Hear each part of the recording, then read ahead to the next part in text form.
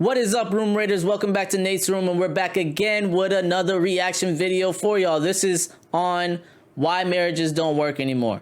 I just pretty much want to hear what their take is on why marriages don't work anymore.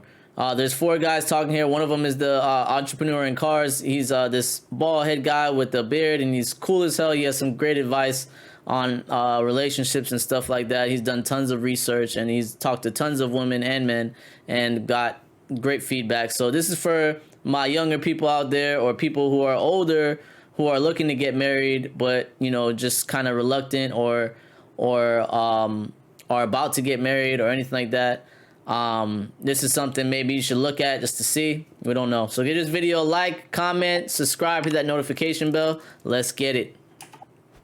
We're looking at fertility rates that are in the tank. We're looking at, well, divorce rates are down because marriage rates are down, and marriage rates are at their lowest right now. We're pushing back the age of first marriage further and further and further.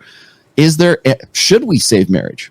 Maybe that's the question I should be asking. Should we save marriage? Should there be something? Is there any kind of fix to this?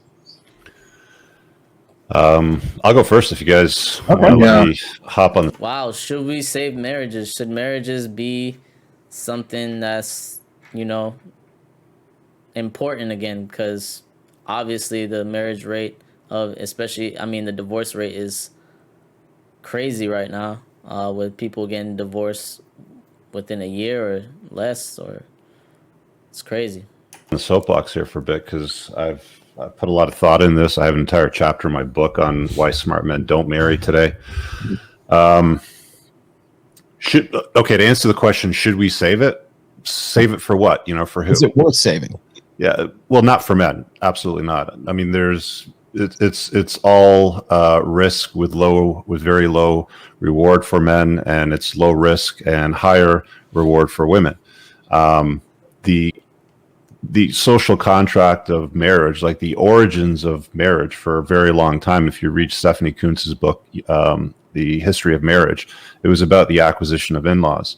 And even if there was a breakup in that relationship a few hundred years ago, and she brought a few acres of land to the table and, I don't know, a couple of cows or something like that, he would usually keep the kids and all the assets that were acquired during the merging of the families, and she would often go and live with her family, or in some cases have to go and work in a brothel.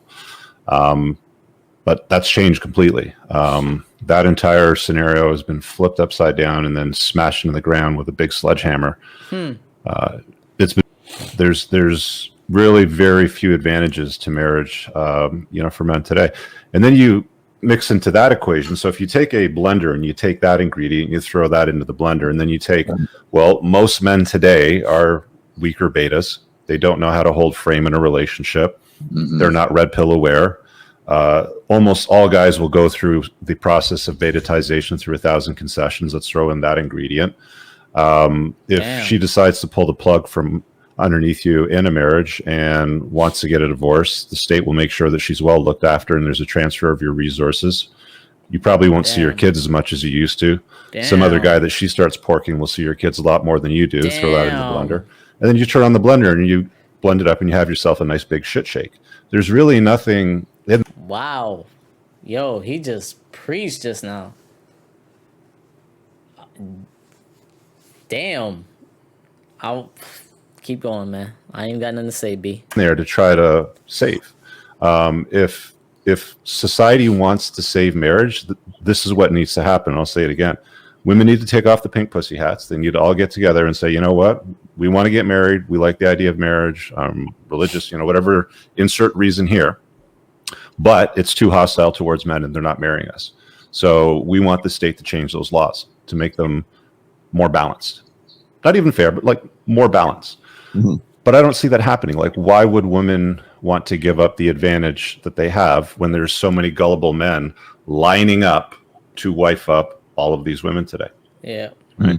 So, to answer the question of, is it worth saving? I mean, if you've got a functioning brain in your head and you've watched any of my content for a little bit, it's hard to conclude that it's worth saving. Aaron, why aren't you married, Aaron? Oh, my old man's been divorced 18, 19, 20. I don't know. And then see my friends get divorced. I don't know. Do you want to go dance on landmines? I don't know. Wow. I'll tell you. Wow, Rich Cooper, he definitely broke it down, man.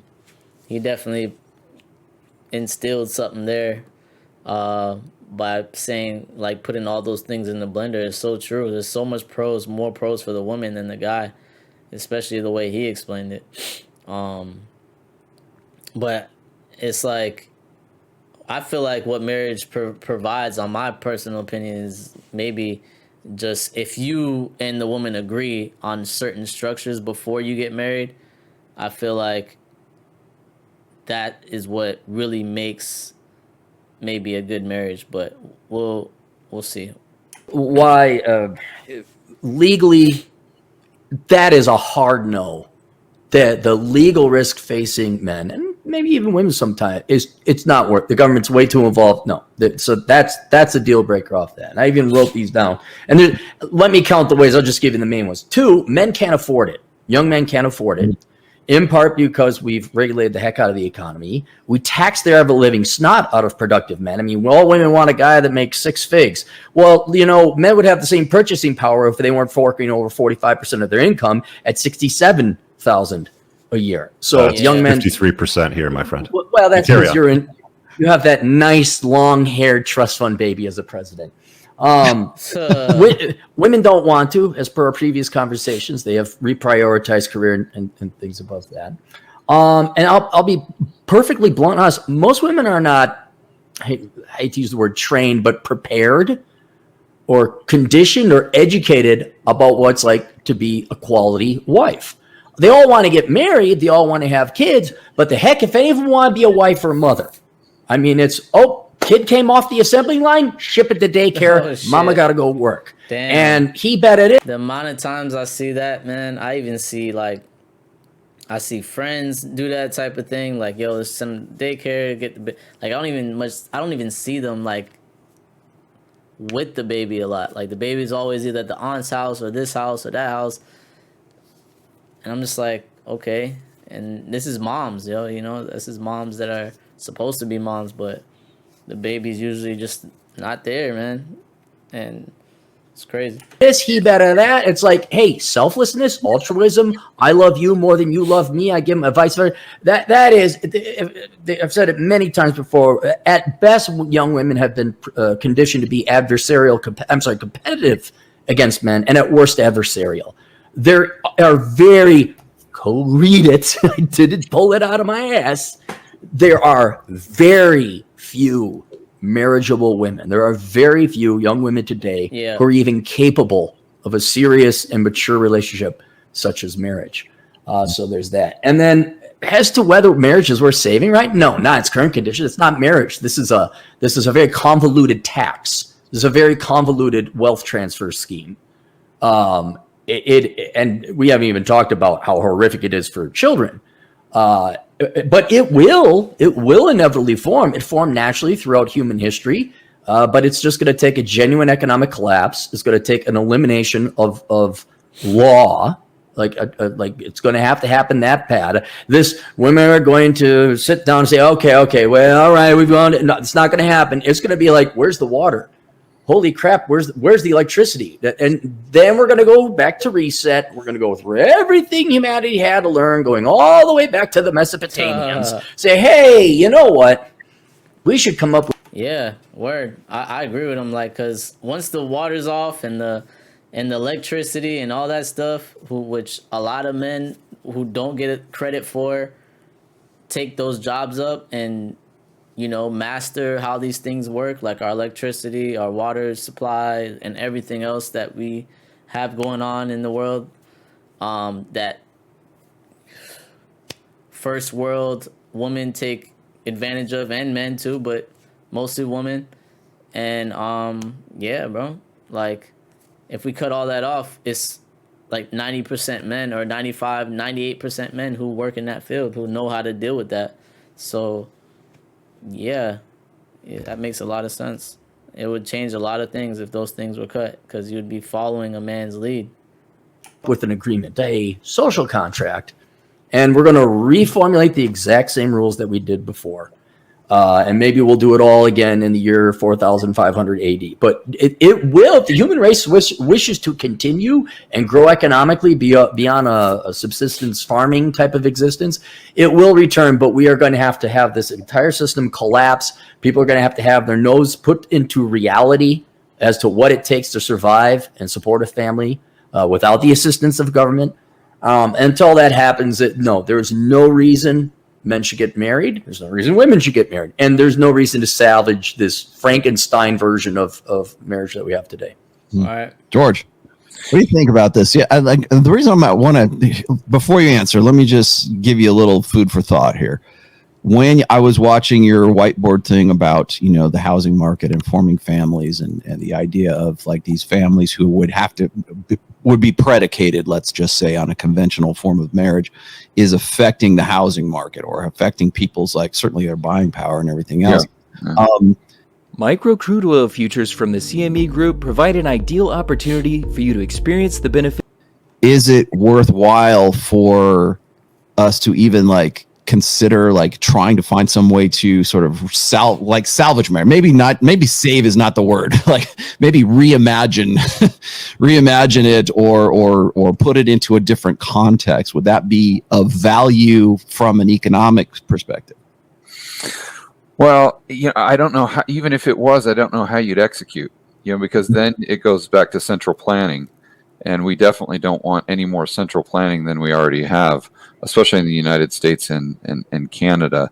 How do you make that a law? So it's got to be a bottoms up. It's got to be something that men and women both understand and want to pursue. Even if it's not marriage, even if it's just a long-term relationship where two parties are committed to each other and want to start and raise and grow a family, whatever you want to call that.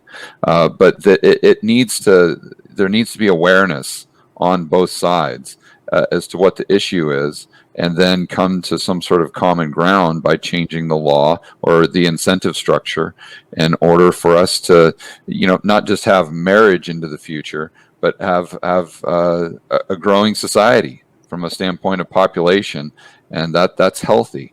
So it's getting from A to B is difficult because of the narratives right now that are being pushed so heavily in society, and because we as human beings struggle when it comes to doing a cost-benefit analysis on things like, let's use as an example a gal that wants to become a professional and climb the corporate ladder. Fantastic. That's great.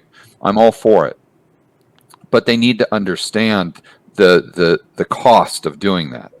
And so few of them do, because society will say, well, you can have it all, you can have everything. Well, actually, you really can't have everything. Right. Guys can't have everything. Women can't have everything. Yeah, there's a lot of, I have cousins who made it far, super far in their corporate ladder. And, they had to, kind of get out of, two of them had to get out of their career and do something less demanding because they wanted to get married and they wanted to have kids, and they were getting to that age, and they realized that they got all the money, they got the cars, the house, but every time they date a man or whatever, it just never works out because their career is coming in front of them being able to have a child or date a guy who's decent enough to be around or whatever. So they end up just doubling back and just being all right, cool. I'm gonna focus on creating a family and just quit this corporate thing. So I see what he's saying, where you can't have it all. I mean, people try to have it all, but it just ends up being really messy. Women try to have it all, but I guess it ends up being messy sometimes. But if you can prioritize, I feel like women could do it. But I guess I understand what he's saying at the same time. So you have to make choices. You have to understand that if you pursue this career, you might not be able to have as many kids, and it is what it is, but you have to be conscious that you're making those decisions. And I think, neither party is really conscious of what's going on. But one thing I wanted to say, Aaron was talking about or alluding to, now we need two income families. And I think that's a big part of this. If we didn't need two income families, this family unit, I think, would be much more easy to maintain. And also, too, if you look at Jordan Peterson's work, which I know you guys have, because I've heard you talk about it, on Sweden as an example, when you get societies that are the most egalitarian, you find that left to their own devices, women usually take on roles that you would assume historically that they would take on and pursue things that they historically have been interested in, and same thing with guys. So if we can just get out of the way and leave people to their own devices, then I think that there's a brighter future. But going back to the two income family. Damn. Okay, well, Entrepreneurs in Cars, you guys go check that out. I thought it was a great interview. Let me know in the comments. Let me know in the comments what you think about why marriages don't work anymore, or do you think they do work and this is all bullshit?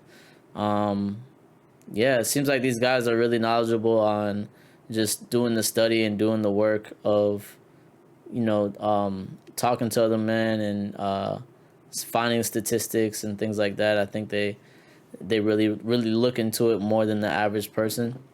But yeah, I appreciate you guys watching, man. If you like it, give this video, a like, and subscribe, hit that notification bell, and see you guys tomorrow. Peace.